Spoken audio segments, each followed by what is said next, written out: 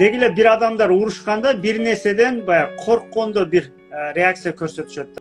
Мынтип айтайын сиздерге. Өткөндө бир интернеттен көргөндө мага мындай кызык таасир берди да. Тиги жолдошу аялыны уруп атат десе, мындай урушуп атат десе, анан тиги киши айтып атат, "Жок, ал аял эмес" дейт да. Анан кантип эле аял эмес, аялы менен урушуп атпайбы дейт. Аялы качан баягындай натурасынан чыгып кетип, эркек болгондо ал эркек деп урушуп атат дейт да. Бир түшүнүк ошондой. Ал не деген сөз?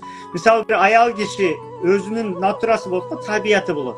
Аял назик, ошондой табиятынан чыгып уже эркек менен монтип баягы эркекке окшоп баягы ажылдашып урушуп атканда, эркектин мээсинде ал баягы өзүнү баягы бир эркек менен урушуп аткандай кылып урушуп кетет дейт. Аял эмес, эркек болуп кетти дейт да. Эмнеге эркек аял киши менен урушуп кол көтөрүп баягы мындай физический эмеге барганынын бир себеби дагы жанакы жерде аял кишинин табиятынан чыгып эркекке окшоп ал эркек менен урушканда тиги эркек уже жанагы аял катары эме кылбай уже эркек катары алып, ал жерде бири-бири менен мындайча айтканда өзүмө теңме-тең болгондой сезет эмечи эркек. Ошондо кол көтөргөн болот. Аял киши мындай психологический жактан күчтүү киши болот да. Эркекке караганда көбүнчө. Ошон үчүн аял киши төрөйт, эркек төрөй албайт да. Эркек төрөйүн десе анда тиги дине кетип калышы мүмкүн эле, мисалы. Аял кишиде психологический күчтүү болгон үчүн эркек физический күчтүү.